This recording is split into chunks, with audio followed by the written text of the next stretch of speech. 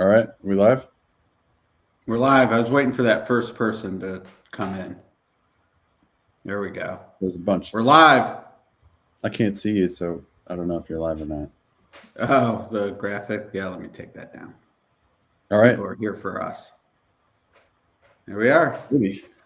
Turfway live stream, late pick 3. Tough card. Yeah, I didn't look earlier. I saw Abby from Twin Spires. Thought it might be chalky. I've just looked at the races we're going over and didn't look chalky to me. So maybe earlier there were some short prices, but I'm looking to make the most of our limited opportunities here. Yeah, I agree. I'm with you. The last two were chalky, but I think these are pretty tough races. It's good. That's what we like. Yeah, a little shorter fields than when we started, and it's hard to believe, but here we are. What, 3 months later, the last one of the year.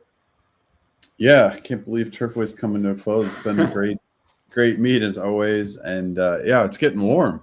It's time for spring and Derby and Keeneland and all those good things.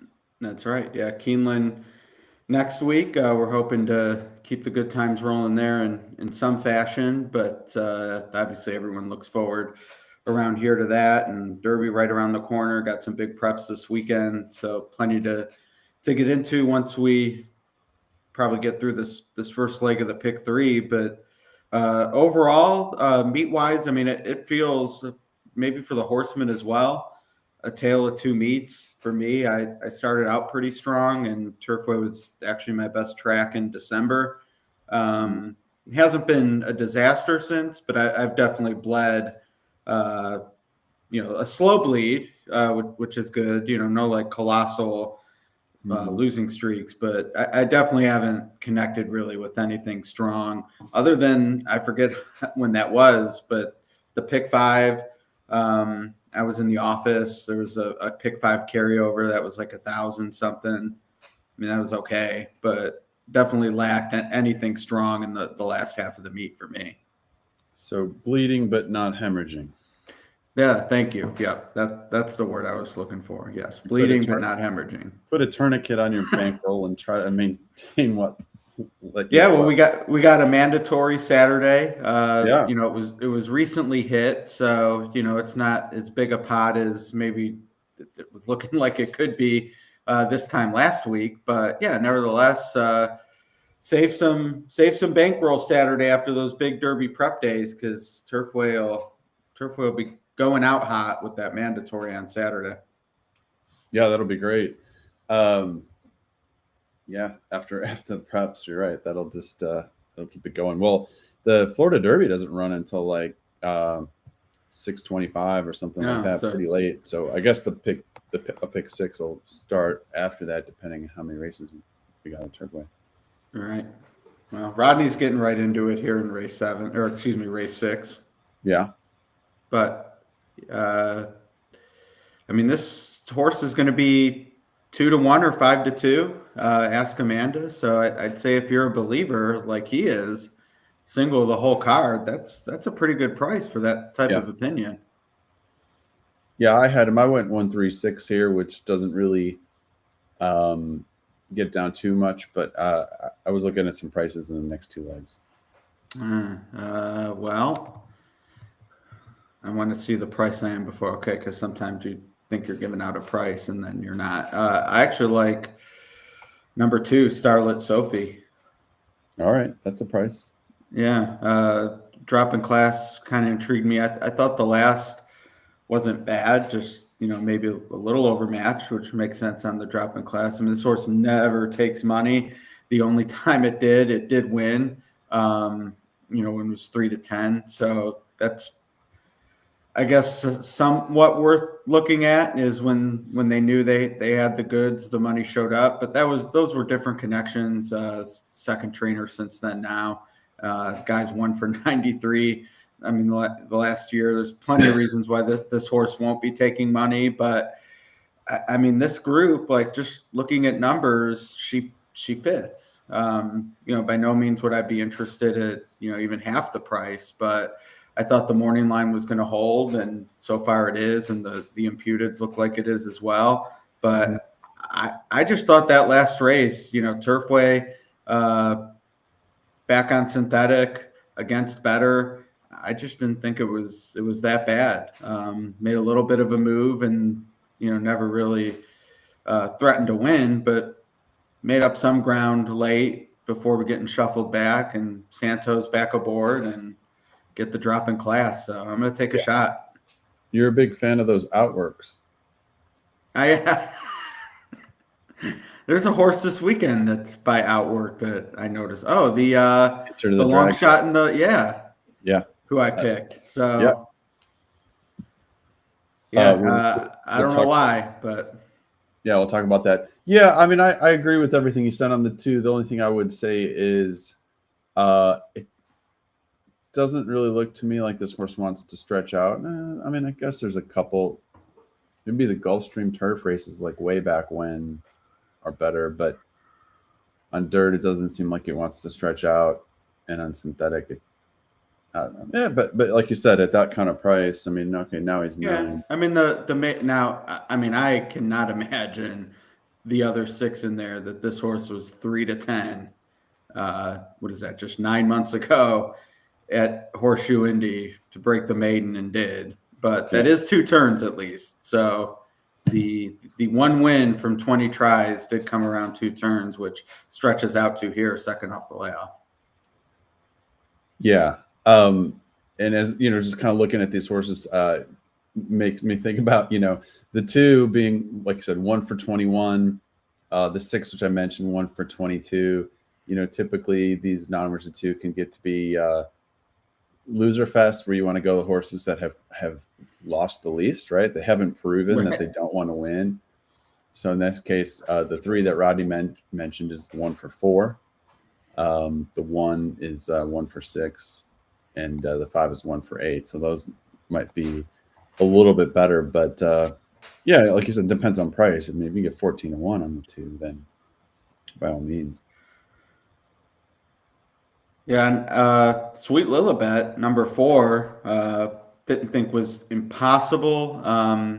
And I will admit I'm basing that entirely on the last race. The few before it were they just were not competitive, even though one of them was a win, but that was the maiden breaker, actually rising up in class off that last one. I don't know if that's a function of the book, staying against N2L versus some other 5-claimer where maybe the waters would have been a little tougher. Because these N2L groups is you just went through the number of losses they have. Definitely can be your friends. She wouldn't shock me, and she's a big number 2. So yeah, and the 7's 1 for 3. So definitely mention that. Yeah, and take it. The imputed say she's going to be 20 plus to 1, but currently only 6. Yeah. I mean, her figures I think are a little bit lighter than some of these others. But yeah, 1 for 3, 1 for 2 going on at Turfway, and 1 for 2 in a synthetic route at Turfway. So it's not nothing. No, it's not. I mean, kind of got a good setup last time, though. I think they kind of went fast in front of her, and she's tucked in on the rail. Sophie Doyle gave her a nice ride, just just tracking off, and just kind of rolled by him. But not very much of a number with the 7. And I didn't look at the condition book. I was purely speculating, but it is the end of the meet. Do you have any like this time of the meet? Is there anything you're thinking about in terms of why horsemen might be in certain spots that you're not other times of the year? It does feel like maybe late March can play differently than January at Turfway. Just so many more options coming online just in the next 4 weeks, let alone the next 8. It does feel like a few of these, like you get one more in because it's last chance at synthetic for a while. I'm not sure. Not like any of these are synthetic world leaders, but That again, that was kind of my thought with Ryan Walsh here. I mean, he's 9 for 90, decent percentage. Actually, has a win when going up in class like this. That was interesting. But yeah, just seems like whatever he was looking for in the condition book, this probably fit best. The horse is ready to go. So yeah, I'm going to see if I can start a pick 3 with 2 and 4. Okay, there you go. Yeah, no, I haven't really thought too many angles as far as the end of the meet here. That's a good point. Maybe some of the tougher races, but it's Wednesday night. It's Turfway. Like, let's just tee it up and let's fire a little bit and have some fun. And I'm not overthinking it. But I will say one interesting stat that I ran. I ran a few interesting stats today, and actually, let me pull it up. So, let's see here. We have of the many reports, we have a jockey report we call hot jockeys, and Turfway we just have synthetic. But Andres Calleja, I think that's how you say it. I ran into Francisco Torres, his agent, at Turfway on Ruby Day Saturday. I talked to him for a while. Big fan of Francisco, and he used to ride at Arlington and in Kentucky. Great rider. But he said he's got the book for Julio Felix and Andres Calleja and also Marcelino Pedrosa. Busy guy. What's that? Busy guy. Busy guy. But, he mentioned Calleja, and I didn't really know off the top of my head. I thought he's pretty good. So I ran some numbers on him, and you can see right here our jockey report, it's the last 90 days. He's winning 10%, but based on the odds, he should have only been winning 5%. So he's basically winning, whatever you want to call it. He's riding 20 to 1s. Yeah, 5%. He should be winning 5% with 20 to 1s, and he's winning 10%. Just pretty good, borderline exceptional, I would say, because he's not riding, really great horses. Also in here, Joe Ramos having a good meet, limited starts. So at his HRN impact, and that's what that's measuring, plus 62%. And a couple other jocks, we've followed Yarmari Correa before, rides well at Turfway, and Carlos Barboza is riding well. But really, in terms of, getting close to 100 starts, he's kind of the top of the list. And the stats that I was running earlier, let's see. So in synthetic routes, he's winning 10%, but just kind of like I said there, he's basically double expectation. So pretty much the same as that, 95%. So interesting rider, and we'll see if it carries over to the summer. He's above expectation in dirt sprints, and I'm not sure. It's only got 400 races in our database here, so we'll have to see. But doing really, really well in synthetic, and even better on synthetic routes. And where's he going after this? I don't know. I would assume Kentucky or around here. Yarmari goes to Indiana typically. But yeah. As does Ramos. Yeah. But they'll show up at Keeneland as well. Yeah. Keeneland, a little Belterra for some of the riders here, probably. Yeah. Right? This will open soon. Rodney's 2 to 1. And I mean, I'm not as bullish. Didn't want him at a short price, but I am to me, the 3 and 5 were the two I hooked up with, the 2 and 4 in the verticals. Okay. So. Yeah, I mean, those are good prices. This is a nice wide open race for it. Let's see where you're going.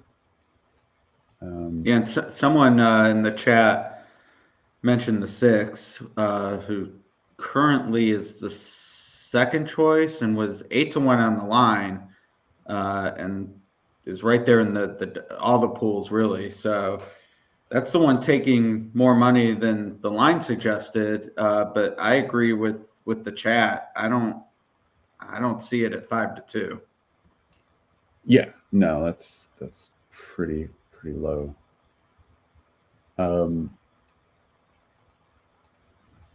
Yeah.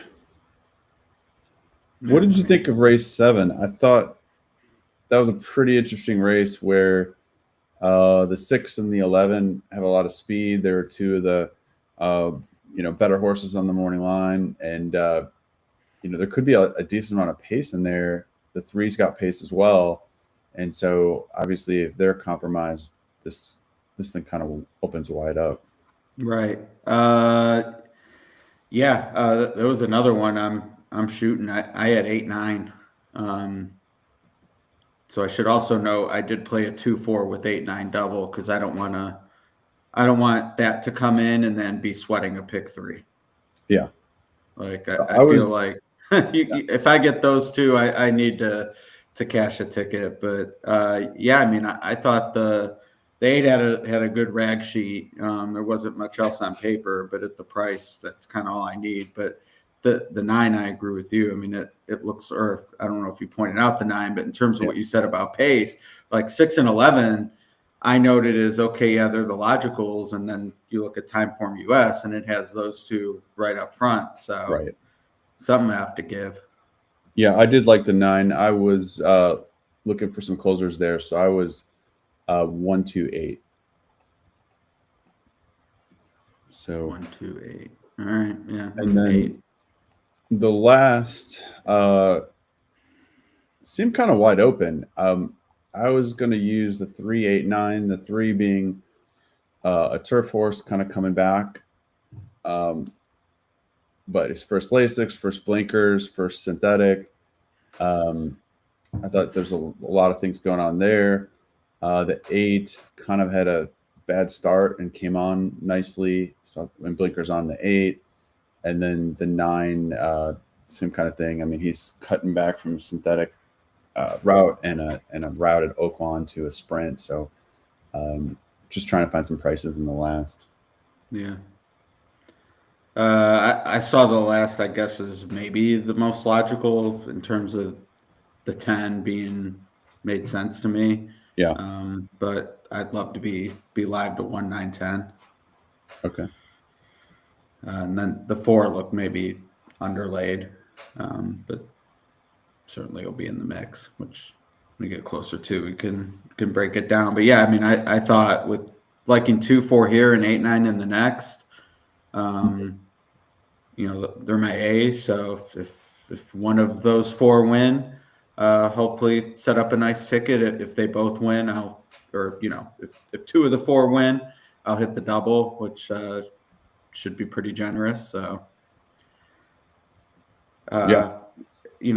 Sometimes you look at the rate, you're intrigued by a price, but I think, I mean, these 2 fit to me. I mean, I wouldn't be excited again. I'm not trying to sell you on, how are they not 9-2? Like, I get why they're the prices they are, but I think they, even if you say they win this 10 or 12% of the time, and you're getting 14, 15 to 1, that there's some value there. Yeah. All right, we're getting close to the gate, so good luck everybody in the 6th. And Ricky missed him at Louisiana Derby. Didn't make it down there, but got to talk to him a little bit at Risen Star. Big fan down there in the Bayou. But yeah, we are definitely going to get to Derby fever stuff, last week's races, plus looking ahead. So stay tuned for that after this. But I'm going to try to make a score here. All right, let's do it. Get your prices home here. 2-4-3 cold. 2-4-3 cold. I think that's my best case scenario. All right.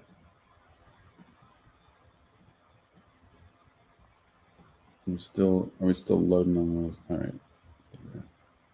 Getting close.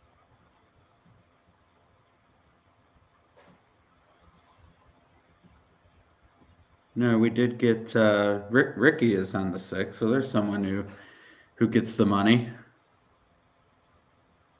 I use the 6. I don't know. I would use him. I use him in the pick 5. I don't think I would use him now. It's this low price, but you know, it is what it is. Jay using the 8 in the 7th race as well. So maybe won't be as big as the morning line suggests. All right, they're off. And is the 6 going to clear there? Maybe that's the fascination with the 6. Crickle. Yeah. Well, Escamanda's favored 2-1.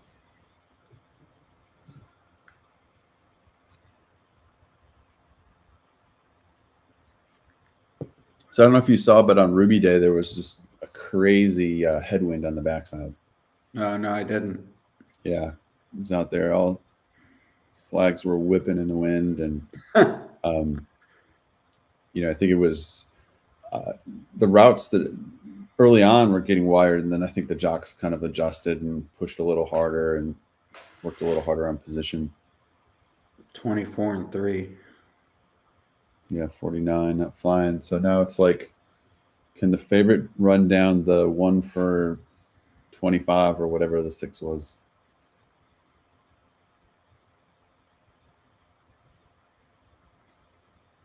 And the answer to that is yes. But now can you hold on? We got a gap on the rail. 4's in. It's too far back. / not good enough. Mm-hmm.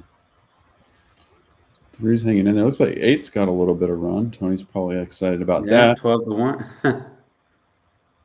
He's got a lot of run. It's going to get close. 1-6. 3-8.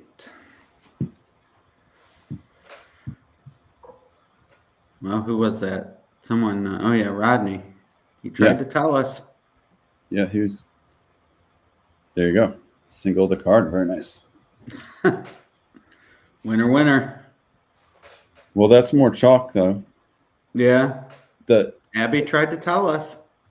The pick 3 is paying $9.92. How much? $9.92. Yeah, that's for 50 cents. So for $1, 17-1. Almost $20. Yeah. No, almost 18-1. Yeah. That got close. Yeah, and Jay, I know he was playing pick 3s, but he was all over the try. Actually, the super. His 2 tickets, he's 138 and 168. Yeah. And you got the. And then there's the tough one in there. That Andres Calea I was talking about ran pretty close at 12-1 there. Yeah, made a race of it late for sure. Mm-hmm. So, all right. Well, what do you want to talk about first, prep wise, as we? Well, should we set the Derby? Looking back at the other 2, quick. Yeah. I'll pull up. And these are fair odds, and I do this to fit the convention. Fair odds, but really, it's just a way of ranking the 24 horses. Right. It's lined as if these 24 are in a race. So, A, if it were Derby, it would just be 20, and B, there's plenty more than just 24 horses who are still under consideration for the race. So, that's kind of more academic than what we'll get to when you see my odds lines for this week. But I still have Citizen Bull number 1. Maybe it's just the old school reporter in me, but he's the champ. Won his 3-year-old debut. Hasn't missed anything training wise. Like, I just kind of feel like that nothing has happened to suggest he isn't number 1 for right now, but it's certainly tenuous because journalism is going to be the favorite when they face each other in the Santa Anita Derby.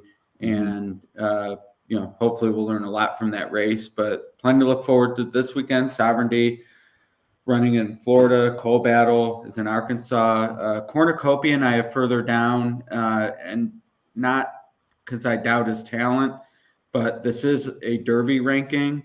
And I'm just not going to get excited about a horse making its third career start in the Kentucky Derby. So if he wins the Arkansas Derby, he'll be in the top 10, maybe even the top 5. But I can't move him up, and as long as he's just going to be so unseasoned. Curse of Apollo and everything else. Yeah, I mean, that's gone down twice Yeah. now with Justify and Mage. And the fact that Baffert was one of the two that did it and then went on to win the Triple Crown to boot, and just the horse's 6th career start certainly is a mitigating thing. But I just always lean on the betting. And Yeah. if Cornucopian wins the Arkansas Derby, he's going to be, I mean, what's the minimum he is on Derby Day? 6-1, depending on what journalism and Citizen Bull do, Sovereignty. It depends how much he destroys that field in the Arkansas Derby. Right, and there's that too. But yeah, I'm just anticipating just not being interested in the 3rd career start. But we all know Baffert's capable. You're saying for your odds, but my personal, yeah. If these aren't AP rankings. Like, I'm not seeding the field. It's just when I'm looking forward to betting. I mean, if he waltzes home at Arkansas, people are going to be talking about American Pharaoh. They're going to be talking about Justify, Bob Baffert's back. Like, this horse could get hammered. But yeah, I mean, if Citizen Bull's still winning, and it just depends what else is out there. All right, let's talk about the right side. Anything really interesting to you in the 12 long shots in the group? Yeah, I mean, Tistastic won the Louisiana Derby. Chunk of Gold was 2nd. They're somewhat far down for having enough points already.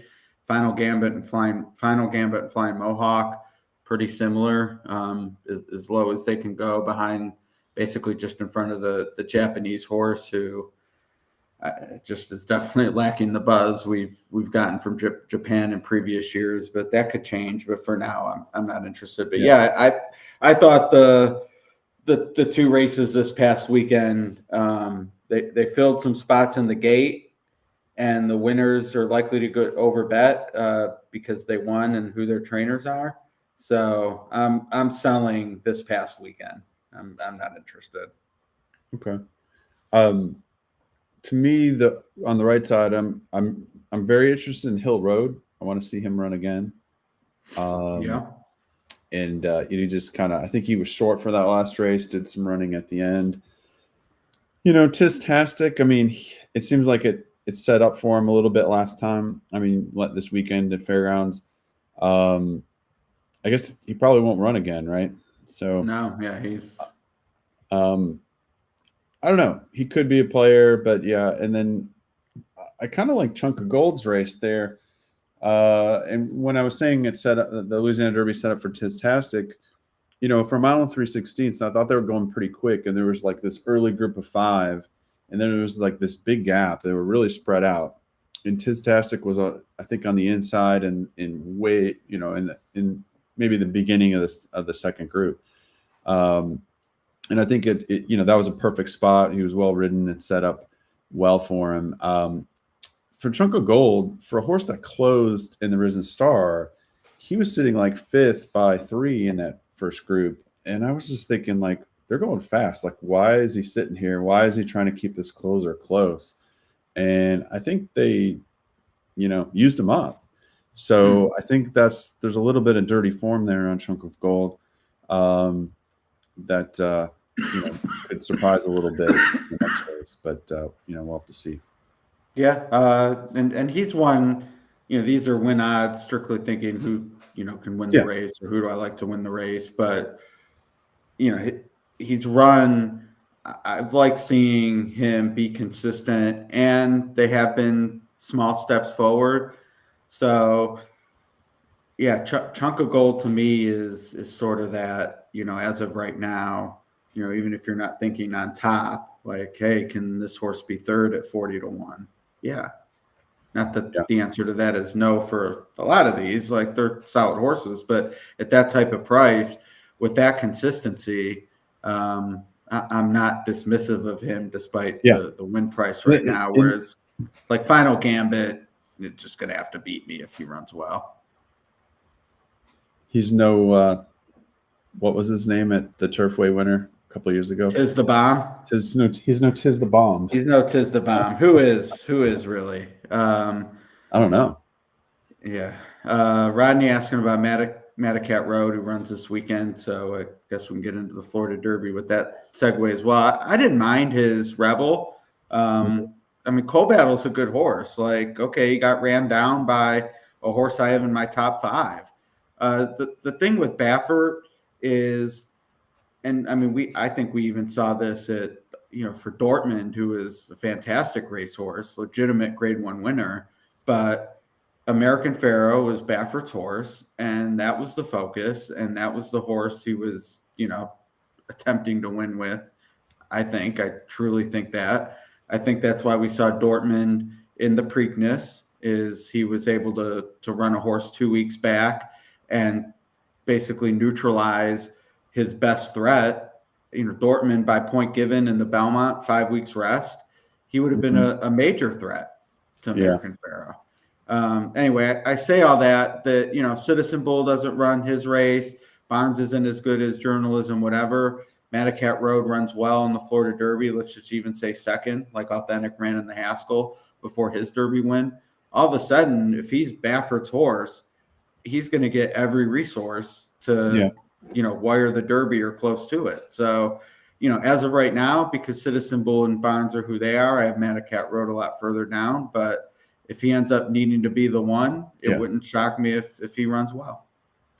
Yeah, and I would agree that, I mean, his race against Coal Battle and the Rebel was pretty good. I mean, he was flying out there, held on for second, held off Sandman and all the others. So it was a pretty good race. Now, Irad is jumping off to ride Disruptor for Fletcher and Rapoli. That makes sense. And also they're taking the blinkers off Madacat. So maybe trying to get him relaxed a little bit. The ship to Gulfstream to me is the most interesting, but okay. Because we know Bob will go to Keeneland. We know he's even gone to the Wood. This is rare for him. National Treasure, last year's Pegasus. And Arrogate, and a race of that magnitude with a 4-year-old. But for the wealth of 3-year-olds he's had throughout the years, Oaklawn and Santa Anita seems to be the first choice. Yes, and then Keeneland and Aqueduct. So makes me wonder what he has in store for us next week beyond Santa Anita. But we'll see. I mean, he's probably didn't want to run against Cornucopia for obvious reasons, and sure. I mean, this horse looks like he can be faster than Disruptor. Let's. I guess we should finish talking about the Florida Derby. Oh, there we go. No. Right. No real surprises. I do think Sovereignty is the most likely winner. Of course, 2 jockey changes now. This graphic was done basically with the draw, but Manny Franco on Sovereignty, Mike Smith on Madacat Road. Looking at the Brisk PPs, free at Horse Racing Nation, designates all 9 horses to Sovereignty's inside as either an E or EP type. So no concern about the pace. I will say, to play devil's advocate with my own point, like from a pure speed standpoint, I don't think there's like an E8. There aren't a ton of gas from the go. But to me, since they're still nevertheless all E or EP, there's going to be a middle move. There's going to be some contention. Manny Franco now, he's going to have a look at what's going on in front of him, and it just seems like there's enough in here that stuff should be happening that he's going to have a pace to run into. And obviously, your article on Horse Racing Nation, you talked about you've got a long shot in here that you think is intriguing. I do, yeah. Dougie Sal stole a little of my thunder. He tweeted that he's on this horse as well, which, really only emboldened my opinion, as I have a lot of respect for his. But, I thought this horse, a similar refrain, I'm not here to argue that this horse should be 6-1, but I guess he won't be the longest shot on the board, but there's a real chance he could be a $70, $80 winner type of horse. You're talking about have to go. Did you say the 7? Yeah. Okay. Entered the Dragon, yeah. Yeah. A lot will have to go right for him to win, but he'll be a price that's a separator in the verticals. And, I don't think I got too into it in the fair odds, because fair odds, the point is you're kind of like assessing their win chances. But from a wagering standpoint, like, I'm going to be excited to, hook this horse up with Sovereignty, press a little bit with the 10. But when you like a horse of this price, I don't think you have to split hairs too much. And I'm not going to worry about, if Disruptor's 4-1, yeah, that's an underlay against 7-1. But if it's 4, 7, 10, like I have to have that, and I will. So my approach to this race is verticals all the way, and the 7 has to be in the number. So you're going to use the 7 in essentially second, third, and fourth. Yeah, and I mean I can't get beat if he wins. So and I'm not a big super player, so I would say fourth. Probably not, unless I do something like 10 with, he's the key in fourth. But at that point, you've used 3 of the 10. You're basically getting the fourth choice out of the 6 remaining in fourth. So I don't know that there's too much value there. But exactas and tries for sure. I think there's a lot of value if you get this horse is going to be, like, you've got him 24-1. He's going to be 40-1, right? Right. So, in the supers, the price can really get squashed if Sovereignty's 6-5 and wins. But if you get one of these others that to win, it'll be a good. Yeah, that's and I mean, I was just thinking this, the 4 favorites, is it 4 or 1? Disruptor, Medikit, Tappan, and Sovereignty. Yeah. And I was even if you throw a Neoquos in there, so 1, 4, 8, 9, 10. I mean, that's $6 if you put those 5 on top of basically in the try with Enter the Dragon fourth. So yeah, I would just say though, not saying I would do that. I would find out where I want to, have some other opinion too, and get it for more than a dime. But just saying it's cheap. Like, your starting point is pretty cheap.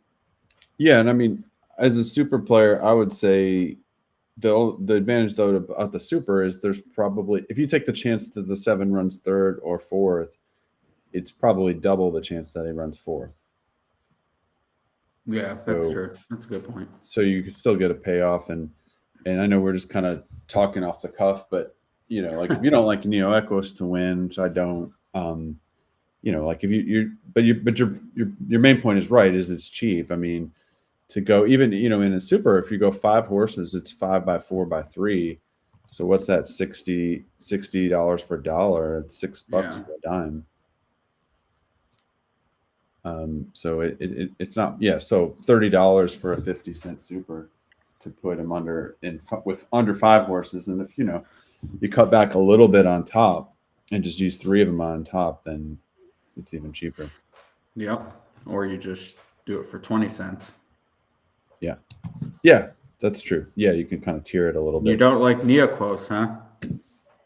Well, there's so much speed. I don't mind the horse. I think he could finish second quite easily, but I don't know. They did go pretty fast last time. He got pushed last time. He's coming out with a good work. So I guess I was being a little flippant, but it's just kind of hard. There's a lot of speed horses, like you said. And so all it's going to take is one horse to hook him, and I think his win chances are up in smoke. So that's the downside. Up in smoking, boy. Yeah, pretty much. Yeah, that's fair. But I haven't looked at the preceding races. It's one of those, like, I hope when I do look that there's a few 8, 10, 12, whatever price horses to lean on. Because I would absolutely feel comfortable singling Sovereignty on those type of tickets where, you're looking for the bingo before you even get to the big race. Right. Because as much as I think Enter the Dragon can, be in the mix of some payoff spot, it's definitely not a horse. Like it wouldn't be a lean in a pick 4 type of bet for me. Right. Yeah, and I mean, I kind of see the point about Enter the Dragon being a closer, but I don't know. It does seem like the horse likes turf a little bit more. Yeah. It's Well, that old question. that one stakes was a tough start. Yeah, it's the old question when these horses develop on one surface. It's like, is he just a better horse and he can go back to any surface, or is it just because of the surface he's on? Right. I mean, the turf races are great, but if you're talking about like speeding here and closers getting up, I think the 2 gets a shot. Cool Intentions. He could sit off the pace a little bit more. The 5 and Decisiveness potentially could get in there for a piece. I don't know. What'd you make of Tappan Street? Seemed like it was a little bit of a tough trip in the Holy Bowl. Yeah, I thought he was worth another look. I mean, I have him as the second most likely winner. I thought there's some development possible. Maybe not dissimilar to horses like Instant Replay and the Cherie DeVoe filly, whose name I'm blanking on, that chased home Good Cheer. But I mean, I thought that was a good second for her second lifetime start. She'll certainly need to improve again if they go to the Oaks. But I would understand if they do. And similarly, I certainly wouldn't be discouraged if I'm Team Cox with what I saw from lightly raced Colt last out, who gets another shot here. So I'll be watching the board. I mean, he is my second most likely winner. So if they go nuts on Disruptor and Sovereignty, which from what I'm hearing, the Disruptor chatter, he's clearly going to be the second choice. Tappan Street could be value 100%. Mm-hmm. Yeah, I guess what I'm kind of getting at is that's a replay I want to watch. And the comments say, he's because he was 4 wide and then he went 3 wide on the second turn. When he was close up the whole time, so he's kind of like trying to press the pace. He's trying to stay close, and he's wide. And Burnham Square ran a nice race, but kind of came up the inside on him. And I think he was just kind of out of gas. And like you said, second start. So interesting. All right. Well, we should probably talk about this Turfway race coming up. All right. Yeah. Well, we'll get to the Arkansas Derby after the 7th here in Florence. You mean the Baffert Derby? The Baffert Derby. He does seem to do well. Let me pull this down here. There we go. All right. There's Candace. Yeah, I would agree that he's going to get outside stalking trip, get the jump on Sovereignty, and Sovereignty ran a great race. It seemed like things set up a little bit for him last time. Yeah. But he's got 1 race under his belt, so he's going to be that much. Let me ask you this. How much do you put, if anything, into the whole, he's not working great, this is a tightener, they need one, and the horse ran as good a prep as we've seen this year? I mean, were the clockers just wrong? Was Mott blowing smoke? I think the race set up. Or were they right, and he's just that much better, and he's going to, like, to me, if you really think, he needed one, the works weren't great, if you thought that, then you certainly would have thought he'd improve second time out. So You should be all over this horse at 9-5 if you believe that last time. Yes, I would say yes, but that race set up for him, and I used him last time. I kind of didn't want to at 3-1, and I threw him in. I was glad I did, but he sat fifth or sixth. I mean, essentially sat last on a pretty hot pace where they were kind of, all duking it out a little bit. And, eventually River Thames ran out of gas and he blew by him, but I don't know. I think that's the danger is that race set up for him. So I think I'm kind of looking at it all things equal. He gets an extra half a furlong here. He's got the race under his belt. There's a lot of speed, so it could be another good setup. He's got to come out of post 10. There's enough questions in my mind that I wouldn't, go to the bank on this horse, especially if he's going to be, 3-2 or something. Right. Yeah. I mean, the money Disruptor takes is a wild card here. I don't think he'll be like I would, and I say that like there's a chance. I mean, Sovereignty is going to be favored if Disruptor is Rapoli bet more than he usually does, but normally off that type of effort from Sovereignty and a prep into here, if you're a believer, I think Disruptor might actually, and I'm somewhat of a believer, 9-5, but I'm sure there are some that are like, I'll take even money, and you might get, like you said, 3-2, 7-5. So how about this for a contrarian view? Because I'm a fan of Sovereignty. We picked him in our fantasy stable, but how about the pace going even faster this time? And he blows by, wins by 5, becomes a big Derby favorite off of 2 dressed up races, and then play against him in the Derby. I like it. No, that's the name of the game. He does look good though. Is the track? And as always, having to blow by 18 horses is a taller order than blowing by 8. There's as we saw last year, so many crazy things can happen in the Derby. Yeah. Whether you're speed or closers.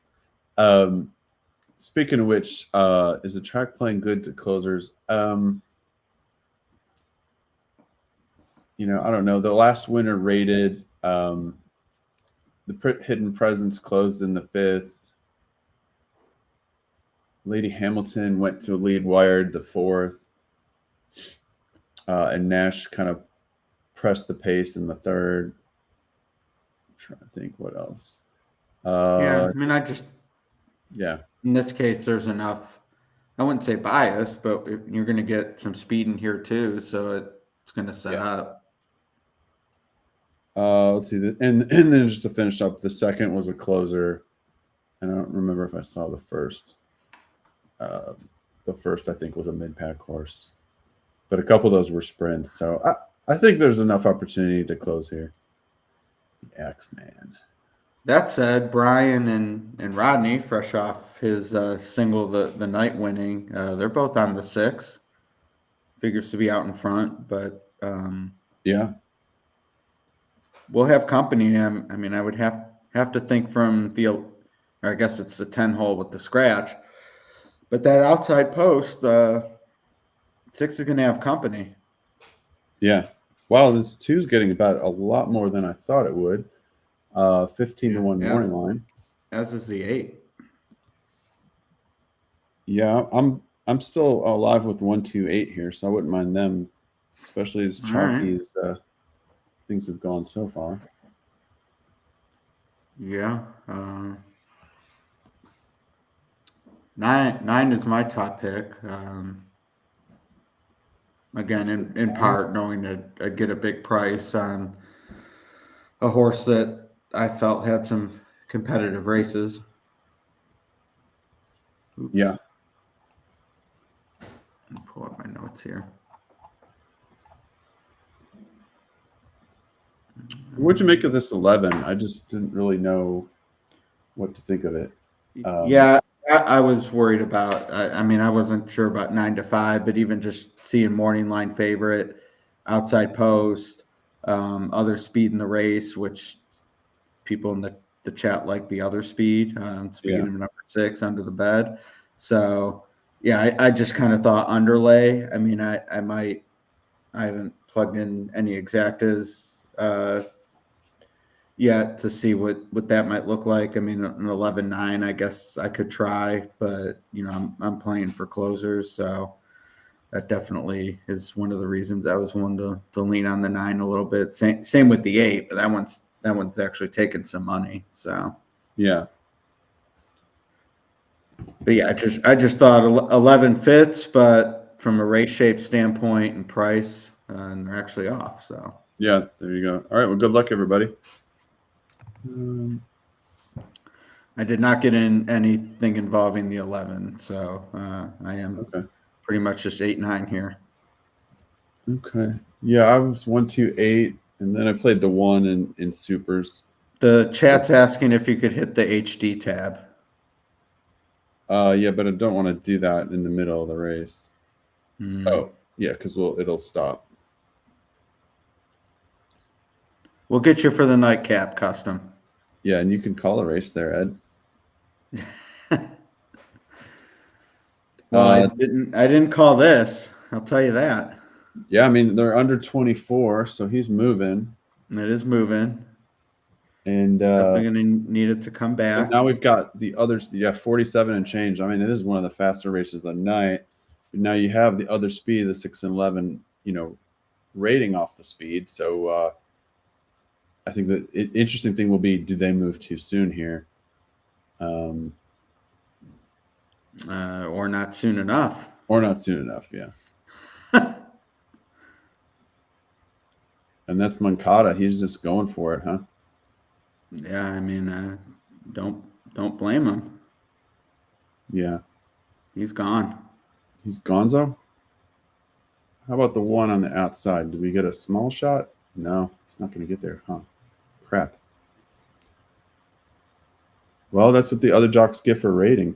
The Axeman rated, didn't he? Incredible. And they were going quick, so maybe the clock in their head said. Well, but this is one. It's like you get into this like 3D chess, right? So there were, about 3 speed horses, I think, definitely with the 3, 6, and 11.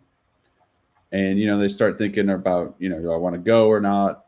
I think Machado is like, I think he's a great rider, but he is like super quick to take back, right? He does not like to send, in my opinion. He's very quick to take back and not send. So he doesn't send. And the 11, I don't know what happened to 11. Did he just not get out? Yeah, did he even get a call? The only horse I saw make a move on the 3 was the 6, and he ended up finishing nowhere. All right, well, yeah, congrats to anybody who had the 3. Completely whiffed. Yeah, me too. No bueno.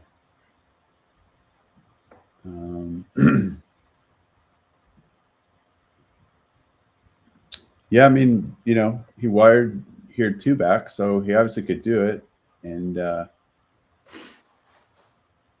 interesting, Makata was up, and then Pratt rode him last time, and he was 9-5, and whatever reason he never got to the front. And Makata's back up, goes right to the front, and that's that. Is Makata still have the bug, or did he win enough that he lost it? It says, yeah, he's got the bug still. Okay. This is 119 with the asterisk.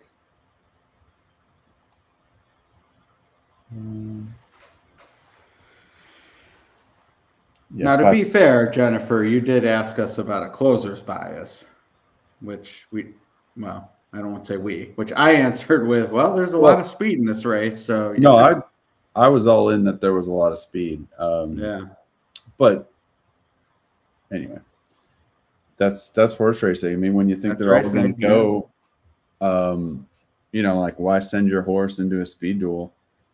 And and that's a good example of like, so who are the 2 horses that didn't go? The 9-5 favorite and the 9-2 second choice, or was the second choice?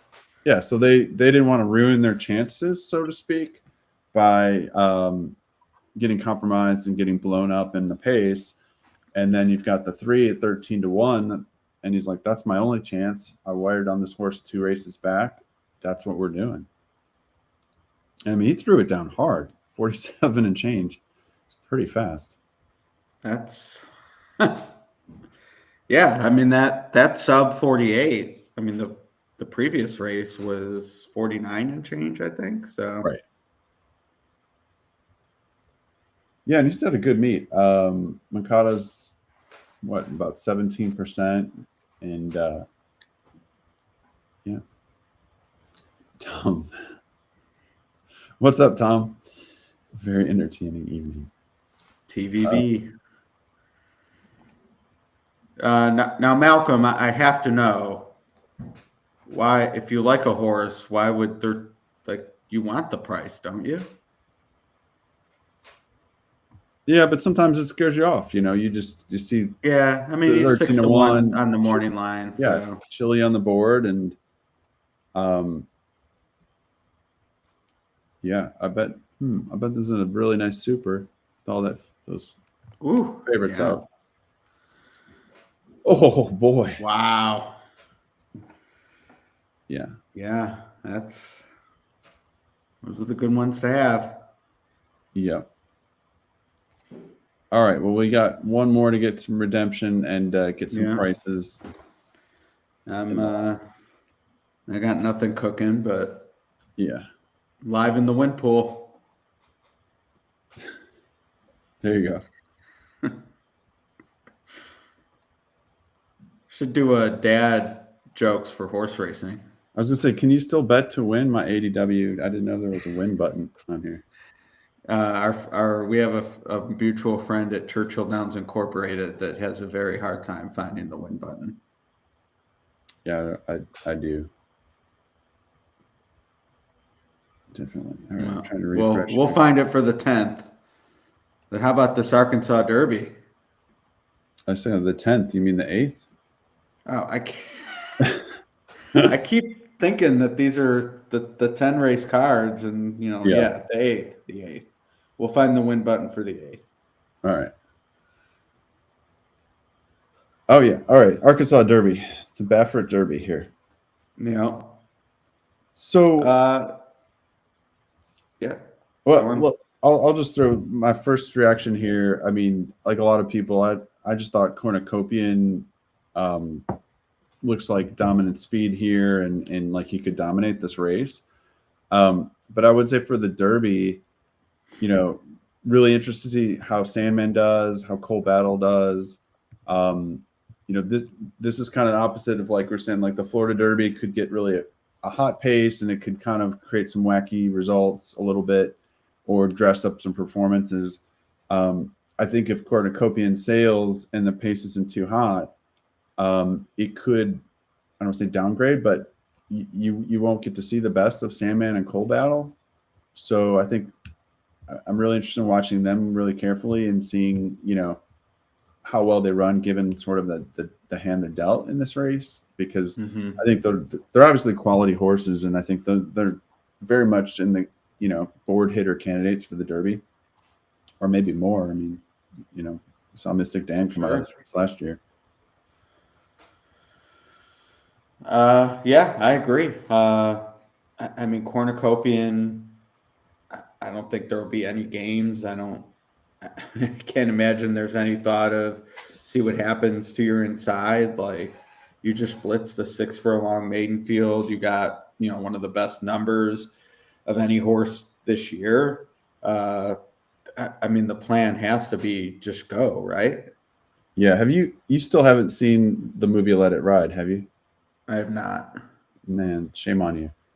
You got to see that. But the instructions at the end to the jockey in the paddock: go fast and win. That's it. Didn't someone name their horse that once? Shuddy likes to say that when he's doing. Oh, that's it. That's where I've heard it. Yeah. Yeah. So that's what that's from. But yeah, that's basically the plan: go fast and win. When Richard Dreyfuss died, I got a retweet out of Jennifer Tilley. Oh yeah, very nice. Yeah, it was an early social media win. Poker player as well, she is. So, well, what do you think of? I mean, the way I wrote this up is, sort of the old joke: either he wins or he loses. But but I just feel like Cornucopian runs his race, he wins. And if, maybe it's the second start, maybe for whatever reason, he doesn't win his race, he's not going to win. Like, I don't think there's going to be a dogfight where he gets nosed out at the finish. Either we're going to know at the eighth pole, yes, he, going on to Louisville is one of the favorites, or, seeing the Woody Stevens. Right. I mean, I guess he's got to deal with Speed King, who's no slouch. I mean, and that's a talented horse with a lot of speed. Yeah. And he's on to his inside. So, but I don't know that Bejarano is going to go nuts going after Cornucopian.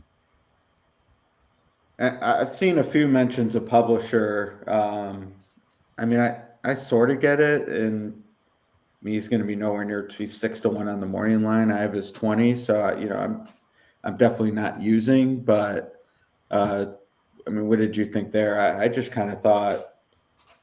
I think people are excited because Asmussen kind of did it last week with Tiz-tastic, and I just don't know that Publisher's that level. Yeah, I would agree. And the thing about Coal Battle and Sandman is, Coal Battle won last time, but they got a ton of pace to run at last time, and got kind of a perfect setup. So I don't know, it'd be interesting to see, what they get here. Yeah. That's a jockey change on Sandman, right? Jose, Yeah. Christian Torres to Jose, yeah. And then 7 Monet's Magic 200-1. That's funny. He ran 5th. He was only a little bit behind. I guess he's 4 lengths behind Sandman last time, but I wouldn't say that he can't hit the super or even maybe 3rd here. Just depending how things. Yeah, I guess I wouldn't want to book bets on him. With that being the idea, that the price he's going to be. Yeah. But I'm trying to. But there's a lot of speed. Things can get stretched out, and it can go a lot of different ways. All right, so we're in the last here. Pick 5s don't look too crazy. Yeah, they're mostly under 1,000, other than the 6.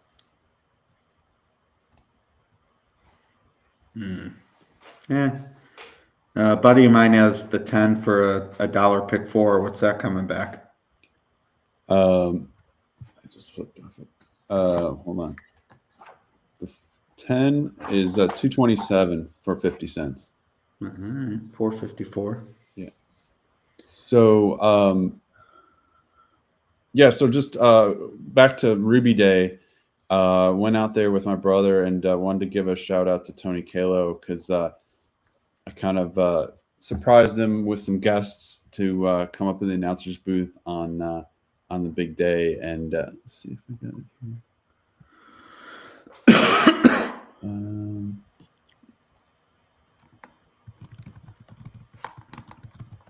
I'll just do that.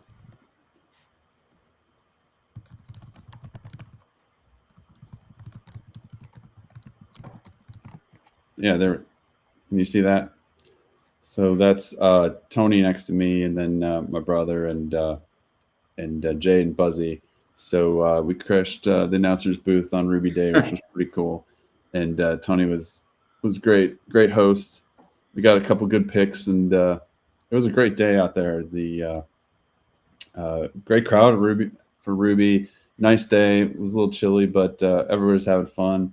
Did you see Frankie Dettori when he won the race? Was it the race before? A couple races. He won the Rushaway, I think it was. With the camera? Yeah.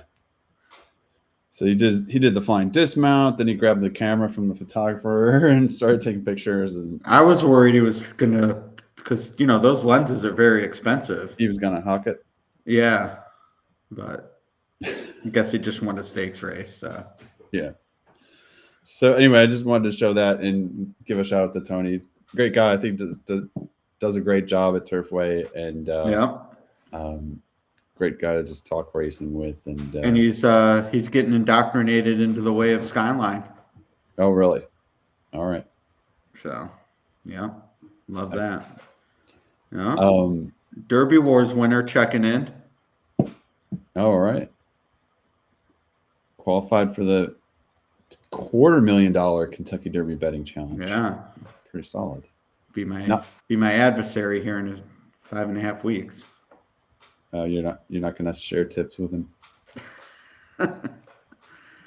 No, every better for him or herself. All right. That's exciting. That's something to look forward to for sure. Yeah. I mean, 3,500, that's real money to bet. Yeah, definitely.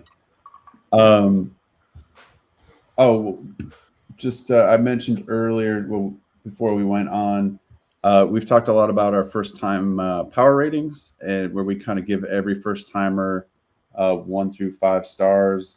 And this was the second to last race at Turf Paradise. It was a Turf Maiden, and this 5-star horse for Dan McFarlane, who's a 19% trainer with firsters at Turf Paradise. This horse won, got up nicely at the wire, paid $19. So that was nice. cool. So not too many people are giving out $19 first time starters at Turf Paradise on the turf. Yeah. And winning first time out in a turf route, that's pretty tough to do. Right. So that was pretty cool. Nice. Yeah, $19. I actually so a 5-star one at Tampa today. Paid $9, I think. So okay. 7-2 on a 5-star. And then there was a 4-star I really liked, and I actually did a rare stable mail after the race because it looked like a total give him one. Dropped back to last inexplicably, made this bold move, super wide on the turn, and when they hit the straight, that was it. Like didn't persevere, didn't go to the stick. So obviously didn't work out today at 6-1, but I don't know which book I read that in, but that was I remember reading that's something to watch. And anecdotally, it's put me on at least horses who are, not going to be overbet next time out. So we'll see. But for those, I forget the name of the horse, but it was number 8 in race 7, I believe, at Tampa today. So 8 in race 7 on the turf. If you guys want, yeah. It was a first-time starter. So I remember he ran all right. Yes, we had him at the 4-star, and then just to recap, so to show you, of the 5 stars today, this Blackjack Mary scratched at Gulfstream. This horse at Mahoning, I think ran 3rd. This one is the one you're talking about at Tampa that won at what price was it? 7-2. And then this 5-star at Turf Paradise paid $19. So not bad. 2 wins and a 3rd from 3 starts.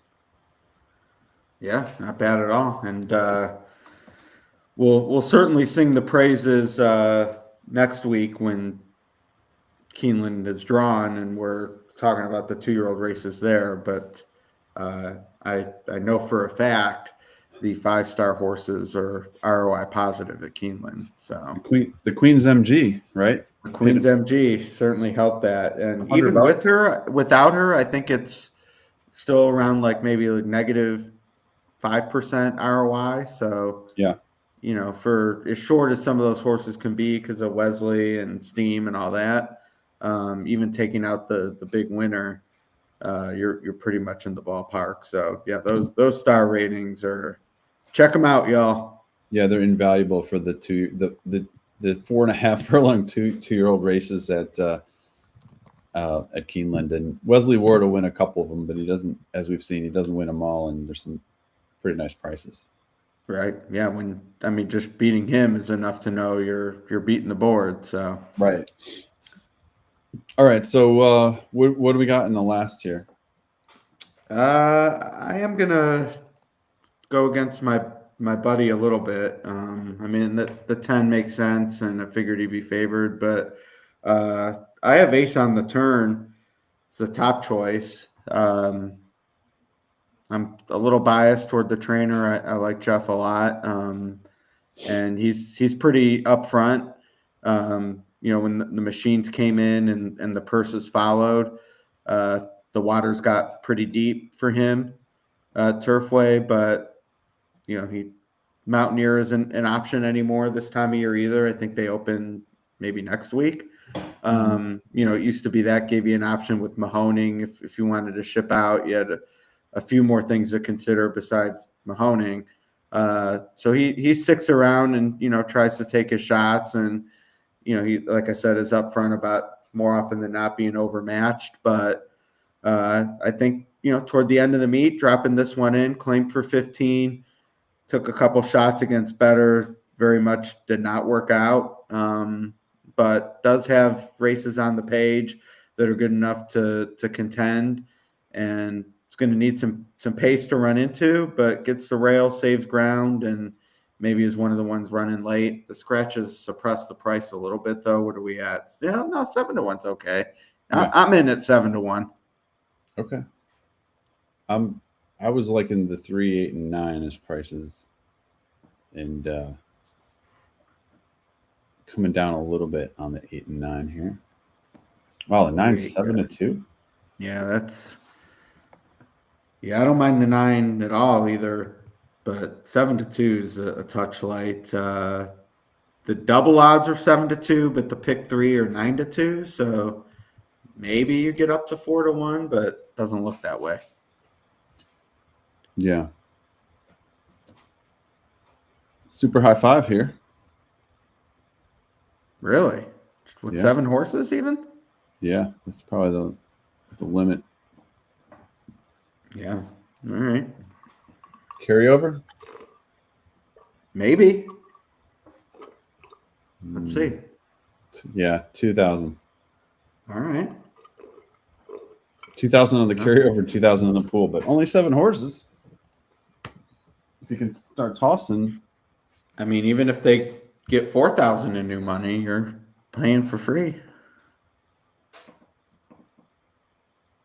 Oh, I see. Yeah. A little bit of overlay. Rodney 4 deep to close the pick 3. Wow. Very nice. Yeah, very, very flat board.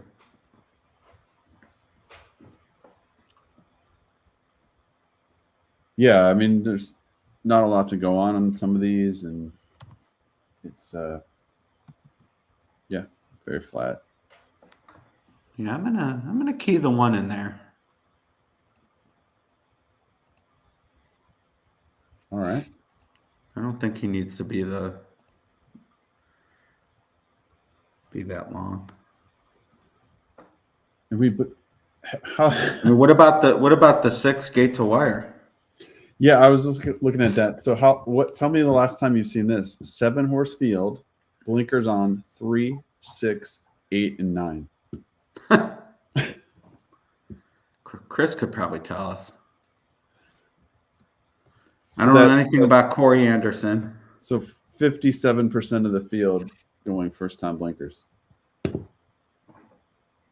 Yeah, well, that could mix things up quite a bit.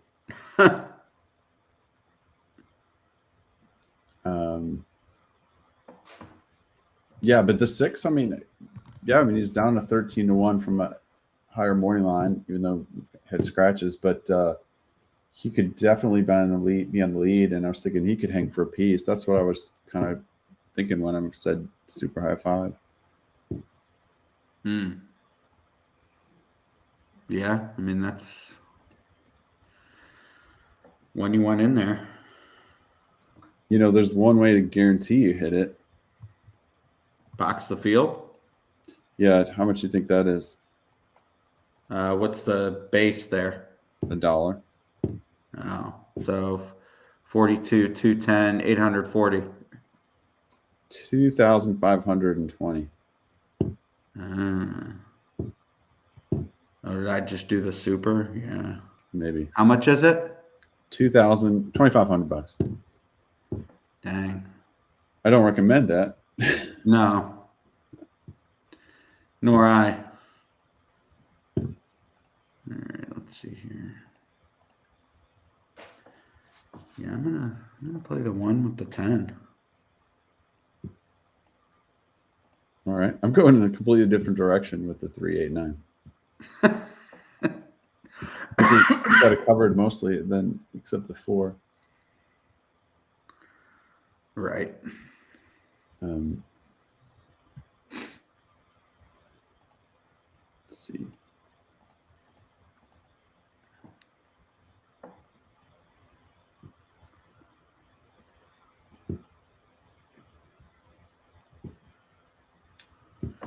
Yeah, this is the get out for me.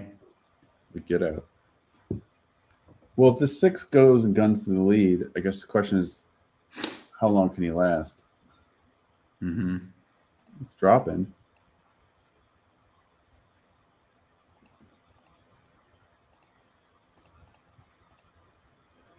The thing about Run Hellwig Run is he just kind of runs evenly, right? So in his 3 sprints, he's gone third, and 5th by 4.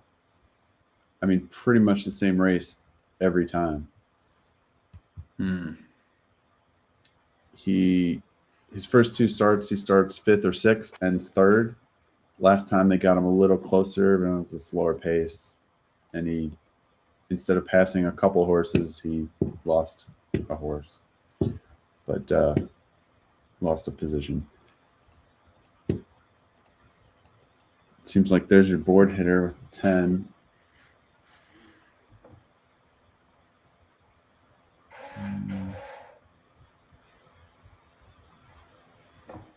So you're going to forgive the 1's last race, which makes sense. But yeah, okay, so 2 back. That's a really nice 2 race. back. Yeah, that's the one to key on. And he is, yeah. I mean, that getting back to that distance. Yeah, the fig's legit, and that makes sense. I'll buy that. Or, yeah, I mean, but I mean, looking at the Brisnet pace ratings and time form seems to agree, but I mean, God, this Jock's went for 53. Like, you wish it almost anyone else, but just go, right? Which Jock? Javier Pedron Bracenas. Oh, yeah, on the 6? Yeah. Yeah, I mean, we looked at this too. It's like, when you get these bug jocks and, inexperienced jocks, like, it's not hard to send on the lead, right? Like, there's not a lot of strategy. I mean, maybe a little bit more on synthetic because you got to conserve something, but that's a lot easier to do than, sitting back on a turf route and saving position and, timing the move and all that. So, right. Maybe. I mean, yeah, the figures aren't horrendous on the 6. 16-1.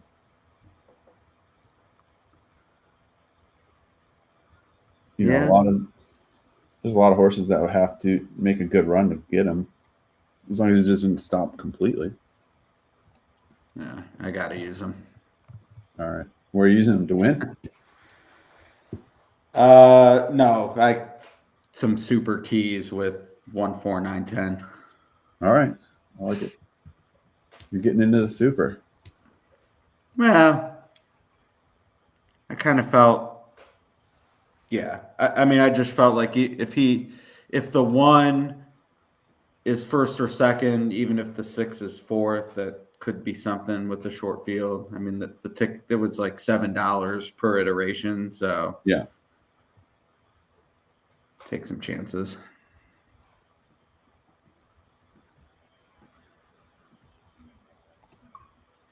No, Malcolm thinks that 10 wins. I read that as wired first. Yes, very, very possible.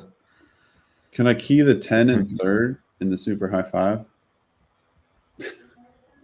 Yeah, I mean that like you said, the running pattern, 2nd and 3rd. John the Bomb live for some pick 4 action. Good luck.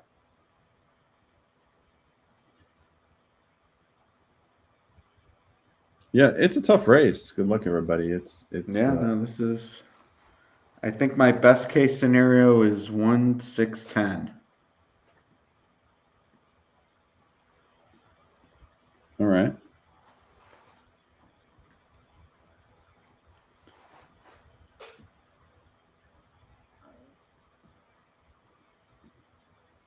They're off. Oh, we forgot to switch to HD. Oh. Well, there's only 7 horses, so it's easier to follow. No lead for the 6. Yeah, where is the 6? I mean, Where's the 1? oh, he was always she. Yeah.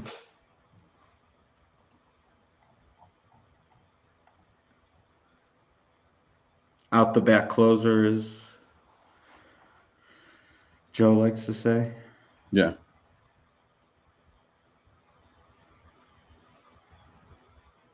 Yeah, I just torched money there using the 6 in any way, shape, or form. Mm-hmm. But That's one all right. could make up for it, maybe. Yeah. You got some win money on this one. The spin out move is never Yeah, you can't quite get there. And 10. I should have keyed this 10 and 3rd.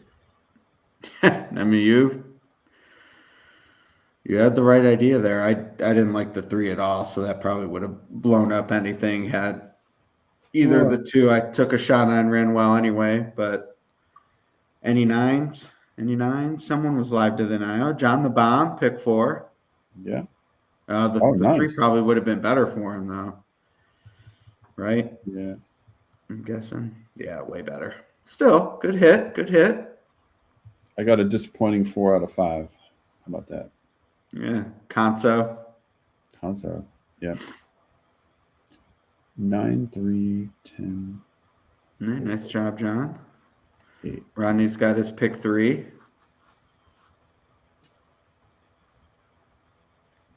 Very nice.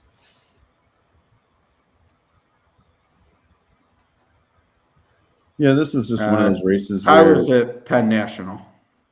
What's that? I was just answering that question. Oh. Yeah.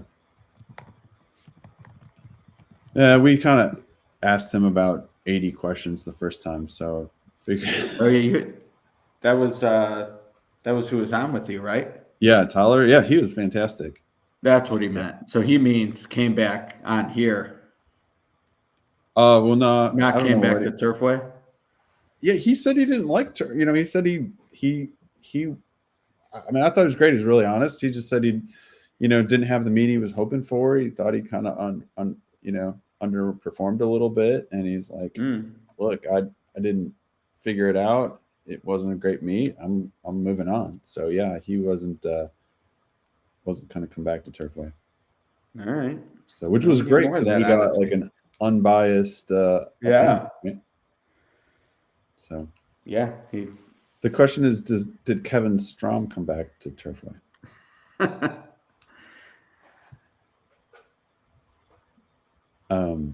Only 3 days left to come back. Yeah. So yeah, so this was one of those races I think where it's like, do you go with the 4, the 10 that kind of like, they're kind of almost getting there, or do you just like go in a different direction with these other horses that are like, doing different things? Like the 3 was first time synthetic and off 6 months. The 9 was also, off a little bit and coming back from the dirt at Oakwan and different things. It's hard to know where to go, but it's kind of like when we talked about the other race. Sometimes you want to avoid the proven losers. Right. This horse was 0 for 4, had only hit the board once. Throws the blinkers on, and easier competition. And that's all I needed. And the 3 was first Lasix, first blinkers, first synthetic, and ran pretty well also. All right. Well, But kids are ringing the bell here. all right, you're needed. Yeah, about bedtime. So All right. they like my stories. Oh, I bet. You I want to bet. know Do you my give them? secret, though? Do you teach them? Tell them bad gambling stories for No. bedtime. No. I bought some back issues of Soap Opera Digest from the 70s, and I just retell the stories from like Young and the Restless. Clean them up, of course. But That's interesting. I'll have to chew on that a little bit. but All right, so yeah. there's our pick six carryover was at 13,000, and I got So $10 for 4 out of 5. But so it could hit 30 or 40 the by pick Saturday. four, yeah, no, for sure. The pick four, $443, not bad. 888 on the pick 5. Yeah, not too bad. Well, yeah. Well, it's been fun. Appreciate everybody joining us. Yeah. And we're not going anywhere. We don't think. We're yeah, hoping don't forget to like and subscribe. So we hope to do some of these during Keeneland or before too long. So get us a like and subscribe so you get notified when we jump on next time. Good advice. All right, We'll be back. pick But some winners. meantime, good luck this weekend. See ya. See you, Mark. Tomorrow.